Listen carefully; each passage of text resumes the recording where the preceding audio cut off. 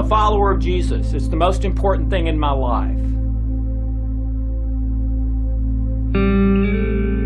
The most healing, healthy thing for the human brain is a belief in God and prayer.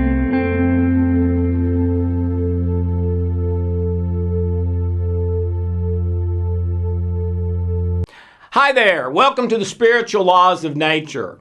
What we're talking about today is one of my favorite things, okay? And I only discovered it about 15 years ago, but it's one of those things that when you hear it, it may not sound like that big a deal, but is absolutely life-changing.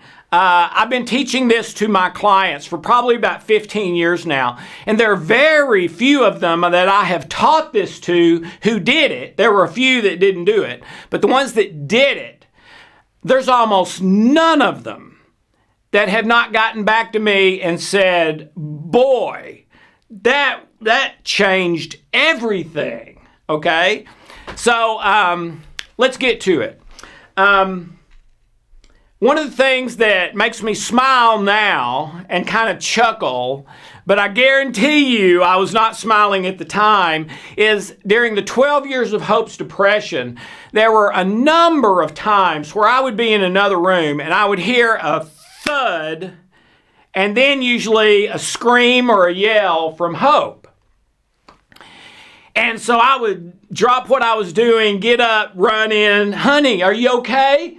And every time it would be the same thing. She would be angry and talking like she was angry, red in the face. And on the other side of the room, there'd be a book on the floor and sometimes a picture that had fallen off the wall or broken candles or something. And she would say something like, does he think I'm crazy? Or does she think I'm crazy? And I would say, what are you talking about? Although after a few times, I kind of knew. But what are you talking about? And then she would tell me. She was reading some book to try to help her not be depressed. And some of the things that go along with depression are negative thoughts, negative feelings, and negative actions and behaviors. Not being able to do what you feel like you need to do to become healthy and happy and successful. And then these automatic negative thoughts and feelings that you can't seem to change or stop, okay? Well, this is one of my favorite books, Reinventing Medicine by Larry Dossey, MD. And in this book, he cites several double-blind studies on prayer that show an absolutely dramatic effect with people being prayed for versus people who were not being prayed for. And the subjects didn't know whether they were or not. They didn't even know it was going on. It was all anonymous. And the ones who were prayed for had a better surgery outcome. They lived longer. They got out of the hospital sooner, needed less meds, reported a better result from whatever they were there for. I mean, it was unbelievable. And the only difference was, without anyone's knowledge, one group was being prayed for and one wasn't. And there's several of those types of studies in there. And I believe with all my heart, prayer works. And that's why God tells us, pray without ceasing, okay? And when I hear that, I think of Fiddler on the Roof and Tevye. And if you haven't seen that, go watch it. But he sort of opens a prayer in the morning, and all day long, whatever he's doing, he talks to God, okay? And I think that's how we're supposed to be. And I've been doing that for years now. But anyway, so Hope would say, do they think I'm crazy? Because after all the buildup in the book, when they finally got to here's what you do about the negative thoughts or feelings or actions, their solution was think positive thoughts instead of negative thoughts. And that was the point where she would throw the book and I would hear the yells. And she would say, do they not think I've tried that 10,000 times? I can't do it. Okay. Well, you can't do it because you're programmed to have the thoughts that you have right now. You're programmed to have the feelings that you have right now and emotions. You're programmed to have the actions and behaviors that you have right now, all right? And we're talking genetically programmed. We're talking from your ancestors going back hundreds of years, maybe even millennia. In your unconscious mind, your subconscious mind, the family you grew up in, the people that you've been around, things you've observed and learned, all of the above and more. You are programmed to be experiencing what you are experiencing. And the unconscious mind does not change those things easily. Because you're alive. You're in a sense, your life is working. You're still alive. The number one mandate of the unconscious is to keep you alive. If we start changing all those to positive, you might not be as cautious and end up getting killed. Okay? So most things will not change those. And according to Dr. Bruce Lipton, trying to do it by willpower, which is what most of the books say, is roughly 1,000,000 to 1 proposition. Okay? Hope was right.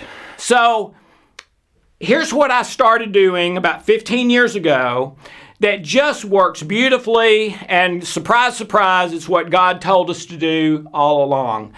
Turn it into a prayer.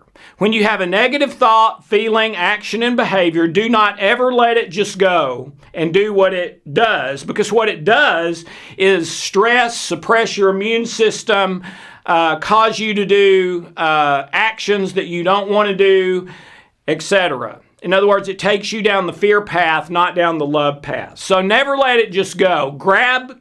Take captive of that thought, feeling, action, whatever, and turn it into a prayer. Dear God, dear Father, I'm being tempted right now to do this. You don't have to change the words. If there are cuss words in there, so be it. God knows what you're thinking anyway. Go ahead and say it. But ask for help. Ask that these negative thoughts be turned to positive, negative feelings and emotions to positive, negative actions and behavior to positive. And every single time they come up, even if it's 1 minute later, do it again. Turn it into a prayer. Now, this may drive you insane for about a week because you're having to do it so much. But an amazing thing tends to happen at about 40 days if you've done it consistently. It's almost like your unconscious mind gives up and says, okay. We know what you're going to turn it into a prayer. So we're going to stop. We're going to start sending you positive thoughts, positive feelings, positive emotions. We know you're going to turn it into a prayer anyway. So we're going to change it. Here you go. And even if it took 40 days to get there, all of a sudden that switch flips. And without even trying, with no willpower, no effort, now you're having positive thoughts, positive feelings, more positive actions and behaviors, less stress. Your immune system comes up and starts working like the Hulk. And your whole life turns and changes on a dime for the better. And then just keep doing it. Just keep talking to God about whatever. You don't have to do it out loud if it'll embarrass you, okay? Say a silent prayer. If you're in the middle of a meeting and you can't take your attention away from what's going on to say a prayer about a negative thought you had, just jot down a couple of words about what that was, and then as soon as the meeting's over, turn it into a prayer about that same thing. But never, again, just let them go by. All right? Try this now. I mean, it is one of the biggest return on investment for this kind of thing I've ever come across. So God was right all along. Turn it into a prayer. and it will start to transform your life, your thoughts, your feelings, actions, relationships, everything.